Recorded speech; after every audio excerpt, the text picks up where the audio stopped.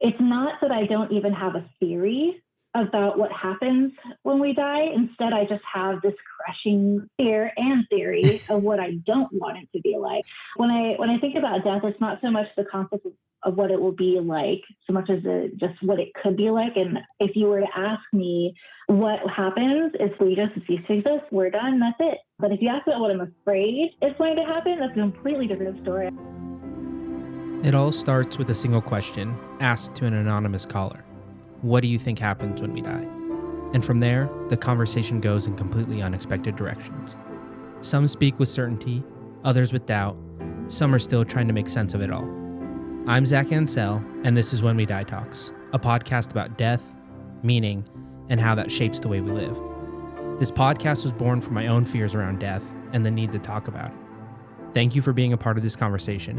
I'm glad you're here. This episode is supported by Mnemostheny, a project I've been building alongside this podcast.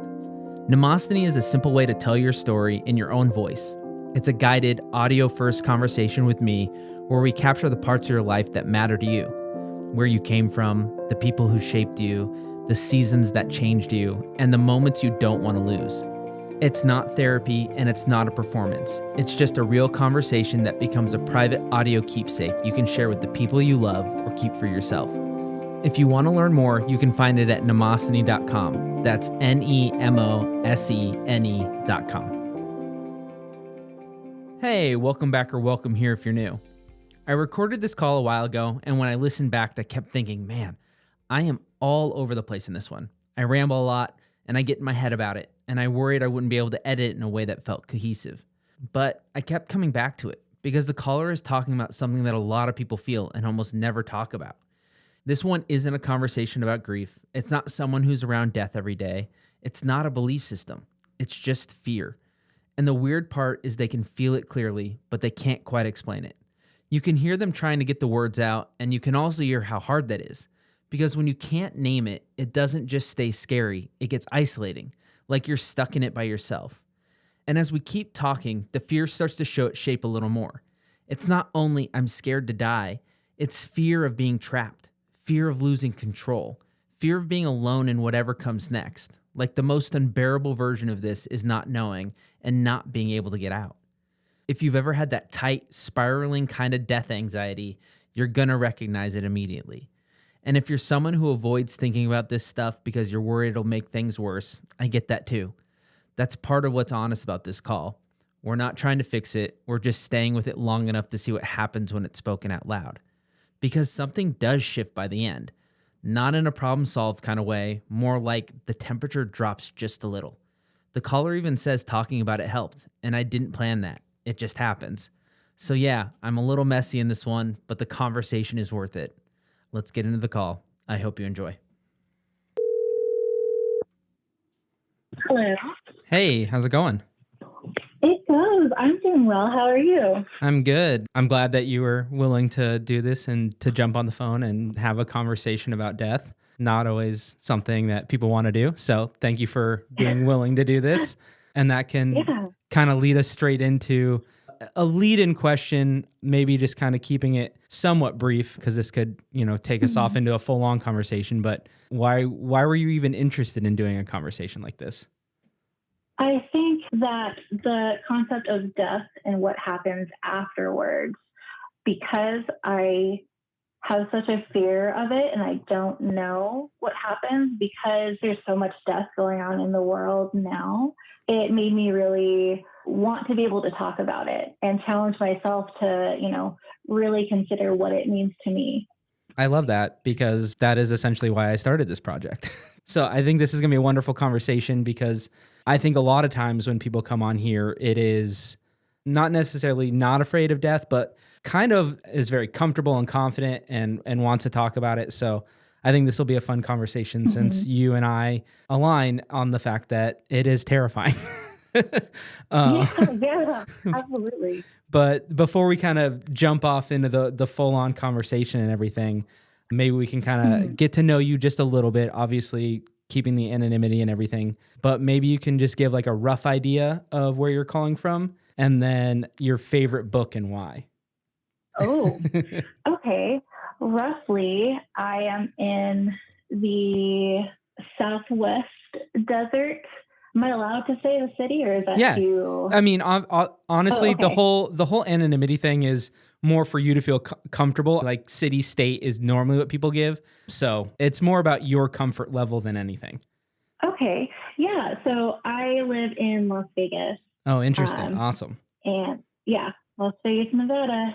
I live in the valley. And I think that has had a lot to do with how just growing up here is very different, I find, than, like a suburb in California or in the Midwest or, stuff Yeah. like that. Because I grew up where it was normal to see slot machines in gas stations and yeah, Yeah. it Different was environment. normal to see like strip clubs and all that. Yeah, exactly. You don't think twice about it when this is like the environment that you're raised. Totally. Totally. And my favorite book, so if it has to be a singular book, it is The Good Earth by Pearl S. Buck. But overall literature, I love the Death Gate Cycle. It is a high fantasy series from Margaret Weiss and Tracy Hickman. Awesome. I'll always take more recommendations than just one. Yeah. The first one is called Dragonwing. It Okay. is the same authors as the Dragonlance series. So if you Okay. ever play like D&D and stuff like that, it's the same authors, but they wrote it well after Dragonlance. So it's beautiful. It's a gorgeous, gorgeous series. I love the world building.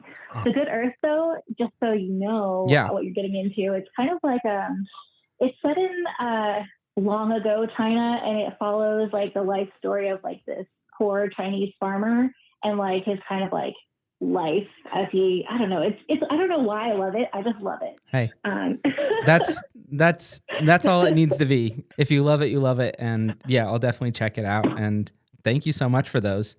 We can just kind of dive in with the big question of what do you think happens when we die? Okay. What do I think happens when we die? So there's a long and a short of it. I think that we as a consciousness cease to exist, but our energy either gets absorbed or is kind of just set adrift and is just there. Kind of a vague idea. It's fairly ineffable, but I think that when I was contemplating this question, what I found interesting is that it's not that I don't even have a theory about what happens when we die. Instead, I just have this crushing fear and theory of what I don't want it to be like, and that it's going to be what I don't want it to be like. When I think about death, it's not so much the concept of what it will be like, so much as just what it could be like. And if you were to ask me what happens, it's just this vague, we cease to exist. That's it. We're done. That's it. There's nothing there anymore. But if you ask about what I'm afraid is going to happen, that's a completely different story. I have a very specific, like, this is what I think. It's not even what I think. It's what I'm afraid of happening, but that is just so much more specific. Okay. I was going to say, I'm going to jump in really quick because I'm super interested because I think my fear comes from the first thing that you talked about is that we just cease to exist. Nobody understands what that means, right? Because we don't know how to not be us or exist. Like that's just not something that we can comprehend. But you're saying that that's not even what scares you. It's this other idea. So I'm super curious about that. If you want to jump into that, or if you want to keep going where you're going, I'd love to hear if you're willing to share what you're terrified of. If that's not a weird thing to talk about. No, I definitely can. So to do that, I'll just give some backstory. Yeah. So for like context. Yeah. So I was raised Roman Catholic, but I experienced pretty significant trauma at an early age, not from the church, just in general in my life. And that was enough for me to stop believing in God. Okay. And so when that happened, years passed, and in high school, I ended up going through additional related trauma. And then with all of that said, I found my way into like the goth and metal scene. So nice. I was really into horror and all the things. But when I thought about death, I was still stuck on this fear of hell from when I was growing up. So the thing is, I don't even believe hell is like eternal fire. I just draw a blank. Funny enough, I don't believe in God. but I absolutely believe in demons and evil entities, which Mm. I think from a psychological standpoint, I'm pretty sure that just stems back to what I was encultured in as a child. But it's kind of the same approach that my mind kind of takes me, in that it's not that I'm afraid of like nothing. I'm afraid of if there's something. So I feel like, if anything, I feel like this, I guess you could say that this would be my idea or theory of hell. And I also feel like that's what's going to happen to me after I die. So that's the thing. So I feel like I'm afraid that when I die, this is not everyone, but me, Yeah. I'm afraid that when I die, I'm going to be stuck in eternity alone. And it's very hard to describe. It's what I have felt like if I smoke too much weed and start to hallucinate. Like, I have ADHD and bipolar. And so I have hallucinated before when I've smoked too much. And it's that same surreal out of body experience where I can't quite focus on any one thing, but my consciousness is present. I'm stuck in a moment of time, and it turns, and for whatever reason, it just kind of warps or turns into a different moment of time or memory or place, where I'm seeing this all from a first person perspective, but I know that I'm not there. So it's very, like, I don't have a body, but it's like, the way that I see it, it's like there's a tiny, oh no, this sounds crazy. There's a tiny black dot at the very center of my vision. And that's the only thing that's real and constant. So let's say that, like, right now I'm sitting in front of a computer, but in my vision, as I stare forward, there's a tiny black dot and nothing around me is real. And then only the dot is, I wouldn't say it's like a tunnel, but that's the only fixed point that connects me to anything, where I'm just connected to myself. And so then it'll change, like kind of like a montage of memories where now I'm in like a different place or memory, but I can't interact with anyone or anything. And it's the only way I can think about that is like I'm stuck in like a loop, and I describe it as eternity. And that's what I think eternity is like. It's just being stuck in this timeless loop without connection to anyone or anything, but being conscious and present, just in my mind being present. And that's really, really scary. It's scary Yeah. shit. I think I experienced the same level of terror and like unease when I was watching. It was an episode from Black Mirror called Playtest. It's like he leaves his house, and then he's been living in like abroad Europe somewhere, and then he goes to be like a playtester, and then he gets a phone call as they're hooking him up to this little thing on his head, and he's like in this video game, but like I don't know, it's crazy. But I would say just watch it, and that's that feeling that I had kind of evoked. It was reminiscent of the fear of what I think life after death is going to be like. And it terrifies me to even consider. I just think that I'll be stuck in eternity. Yeah. And that terrifies me. I would much rather just be nothing. I would rather be with people I love. Yeah. Or, I'd love it if reincarnation were real, like just the karmic cycle in general until you reach enlightenment, as the Buddhists believe. Yeah. I would love that, but the cynic in me just doesn't think that's the case. Totally. I'm in the same boat. I don't even know if it's even a nicer word to call ourselves, but I would like say a skeptic versus a cynic. But I mean, it's probably all the same. But I'm right there with you, where there's these beautiful, beautiful things that I wish I could believe in. And I don't know. I think that's something that I'm also wrestling with a little bit, where it's like, why can't I believe in that? Yeah. There is like, to some extent, like I have a choice to have some faith in that or whatever, and let go of, whatever is holding me back. And obviously that is a very, very, very boiled down version of what it would take probably. But I do think about that. I think reincarnation and that whole process of, learning the lessons and trying to attain enlightenment and all that, I think that's beautiful. And I'd be down with that. But yeah, I mean, I get what you're saying. I guess I just haven't really entertained the thought of eternity a ton. What you're describing is in your eternity is something pretty terrifying. Like, I will agree with you. And anytime I even entertain eternity, it's like, oh yeah, I'm just doing this thing over and over and over again. And it's not necessarily a negative thing, But eternity kind of sounds like it would get exhausting. I took this class yesterday. It was like a death meditation class. And one of the things that we talked about was the idea that the fact that death happens actually gives life meaning. And that's not like a grand statement or like something that like nobody has ever said before. If you did have eternity while you were here, you know, you could just go like sit in a ditch and do nothing forever. And then you'd still have time to do other things because there's always more time to do stuff. Death creates that for us. But getting back to your point, sorry, I'm rambling a little bit. Oh, no, you're fine. You're fine. I've always imagined eternity in a way of it being nice or whatever in some sense. It's not something that I necessarily believe in, but it's mundane because you're just doing the same stuff over and over. And at some point, it's going to be like, this is boring. But whenever I start to entertain ideas of eternity or whatever, I've realized I never instinctually imagine me being with people. It's always me on my own. Interesting. Yeah. I don't necessarily know what the question is there, but like there is this similarity between us of like this idea of eternity is it only involves us. I think that's kind of interesting. I think that part of why, at least from what I would, from that line of thought, I think that it makes the most sense because we are always within ourselves. Yeah.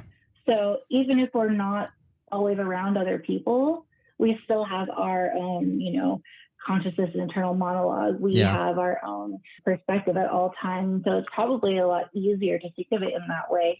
And so like what I wanted to mention too is that it's hard for me to describe. So the way that I think about like this eternity, it's not even where I'm just like in this white space or black space. I am within a moment of time in my life.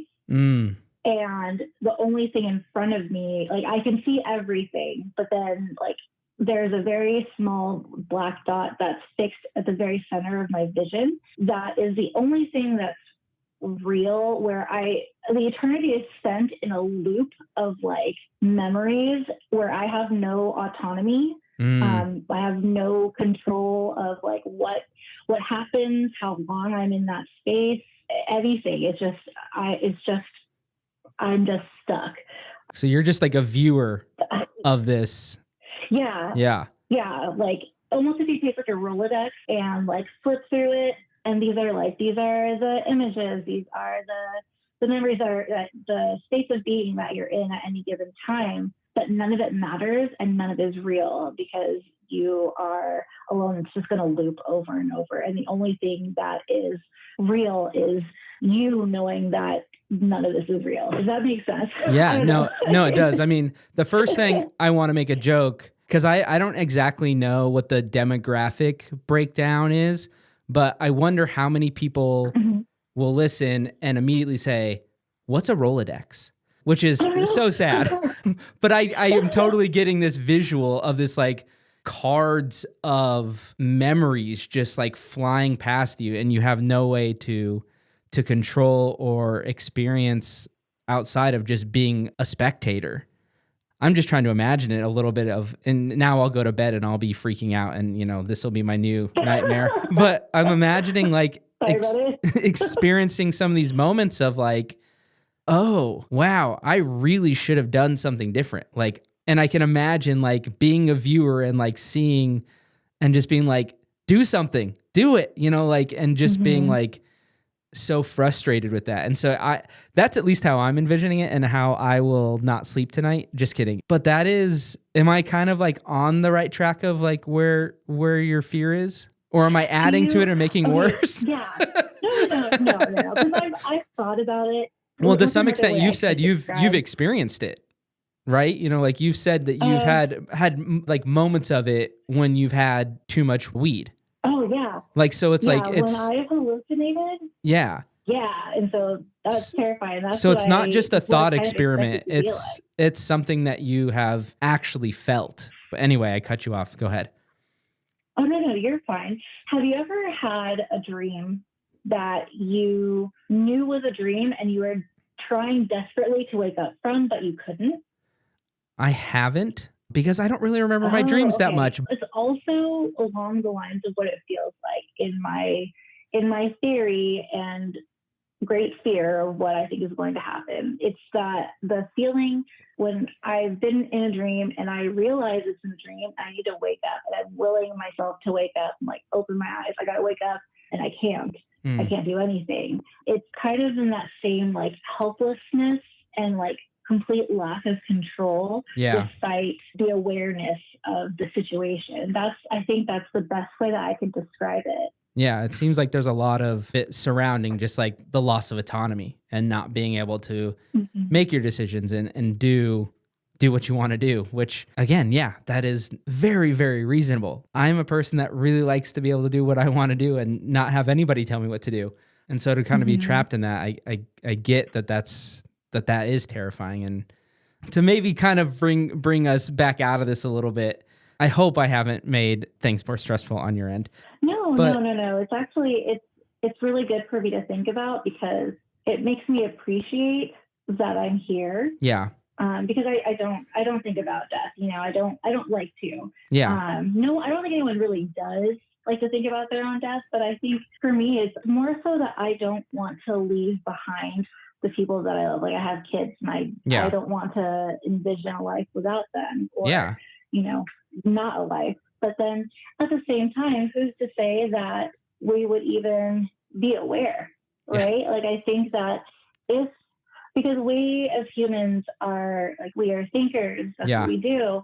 The thought of not being able to think and having no thought is terrifying because that is what we identify as our that's all we've ever been able to do. Mm-hmm. But like, what if we cease to exist? But we cease to exist, the consciousness would not be there. We wouldn't even know. Yeah. Like, it wouldn't feel like anything, right? Like, I honestly find a little bit of comfort in that. As much discomfort as I feel about not existing anymore, I kind of feel like that would be comforting. I mean, we wouldn't even know what comfort is, And so I feel like that's the best I can hope for. Yeah. I'd rather that than the other. Yeah, absolutely. I think of the two options that you gave, I get that. I don't know why. And I want to ask another question, but now the visual that I'm kind of getting, have you seen Interstellar? Yeah. I'm kind of imagining when Matthew McConaughey's like, I think he's in the black hole. I can't remember exactly, but he's like trying to talk to Murph. Through the shutters and it's like he's trying to interact but it's like all of time is happening around him, like all at once and flying by, and he's in this like weird liminal space. Like that's the visual that just came to my brain. So I was like, I'm going to throw that out there. I don't know. I don't know what, kind of like that. I don't know what it adds or doesn't. I guess the question you go ahead. Yeah, go ahead. Sorry. No, I'm sorry. Well, I'll just say really quickly. When you bring that up, I think that is like what he must have been feeling and experiencing at that point in the movie. I think that's what I'm afraid that it's going to feel like, but the visuals are very different for me. Yeah. So if that makes sense. Anyway, go on. Yeah. No, that's good clarification for sure. And you kind of touched on this a little bit, but obviously there's this huge fear around this kind of, I'll call it possibility. But is that then just and this is kind of getting back to what you mentioned, is that just like, coping mechanism does not sound like exactly the way that I want to say it, but is avoidance maybe just, it's better to not think about death because this is a possibility. And so what I do is just focus on my life. Oh yeah, absolutely. 100%. Yeah. Do you feel like that helps? Because some days I do wonder if this was a big mistake for me. I mean, I've met a lot of amazing people, so it's definitely not a mistake. Mm-hmm. But I mean, I have had some of these, like what I call existential attacks, kind of like I was describing. It was like car on my chest and this and that. I had kind of my first one. It wasn't as extreme as the ones that I was having right before I started this project, but I had one again, and it's like that fear is still there. I have not conquered this fear. I want it to be absolutely clear that I'm not judging you by any extent. It's fun to bounce it off someone else who is similarly afraid of death. And you didn't start a project and create a podcast and all this stuff. So maybe you were the smarter one. So I'm curious, do you feel like that's working for you? Not thinking about death. So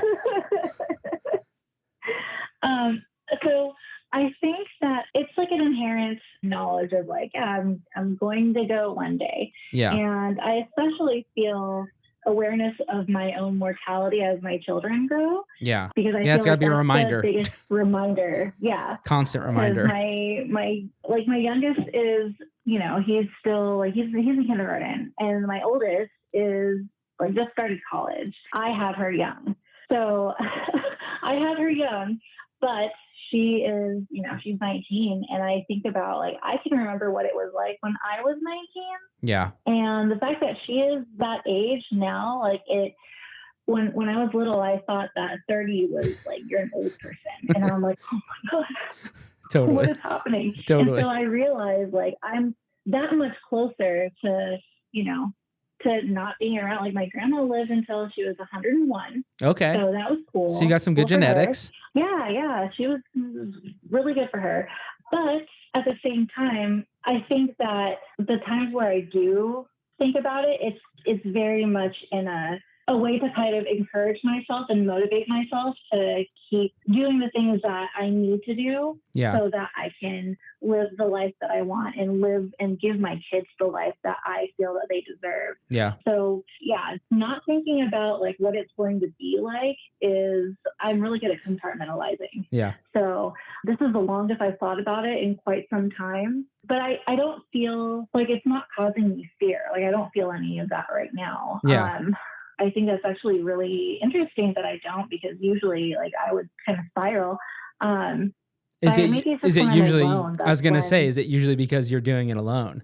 I think so. Because I've never had an existential attack when I'm like, I've been with my ex, was like in the same room, but like we were not really talking, you know, like, I don't know if we were reading or whatever, but it's just like, oh yeah, it's because I'm in my own head and spinning out. But that is an interesting thing that someone else mentioned recently, is like this podcast or whatever this is. This caller was mentioning this is the longest probably most people have sat and talked about death in a long time or ever. Yeah. And so, yeah, I guess I will say that I am glad that this didn't bring up a lot of anxiety and fear. Like I would have hated for me to be like, oh yeah, let's talk about this thing that you're afraid of. And then it'd be like, oh, great. Thanks, Zach. You just like sent me down a spiral, and you know, that's not great. I guess I'm probably doing the same thing to some extent, where it's like, I'm thinking about death a lot, but I'm not necessarily thinking about what comes next, if there is anything.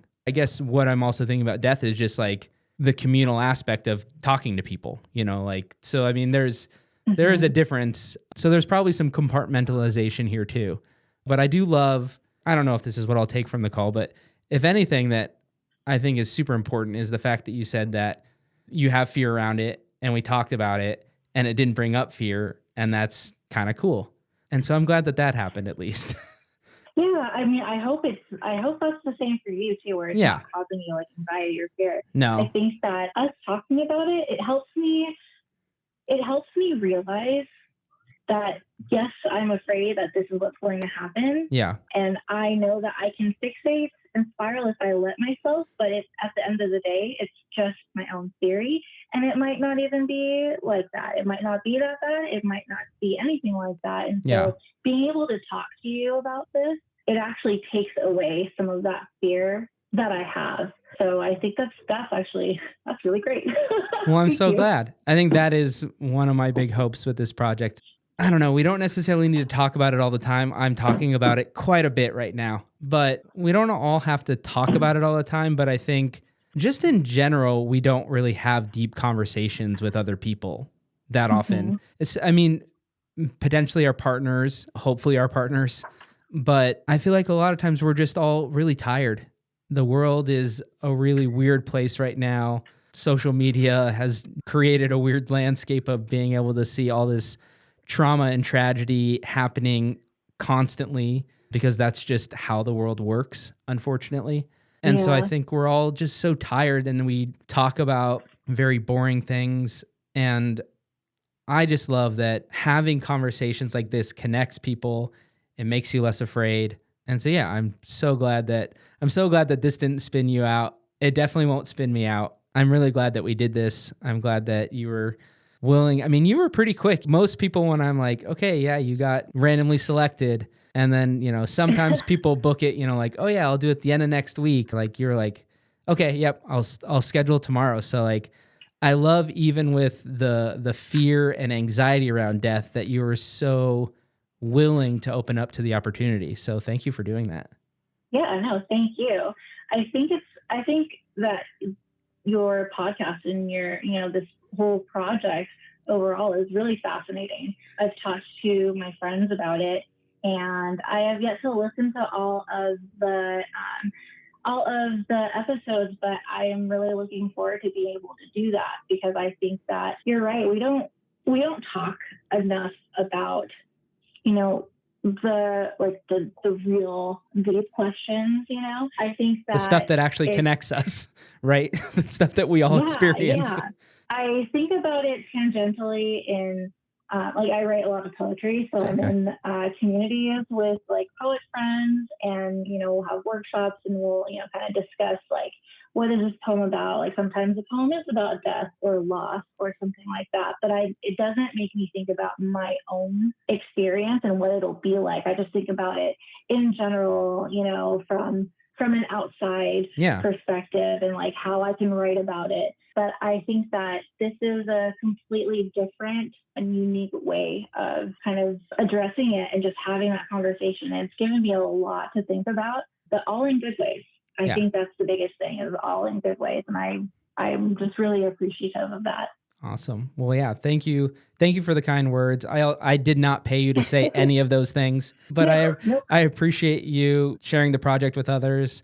And yeah, again, I'm just so thankful that you're willing to do this, willing to be vulnerable. And like we talked very briefly about, kind of your belief of consciousness kind of ceasing to exist and, energy or whatever. We talked about that very momentarily.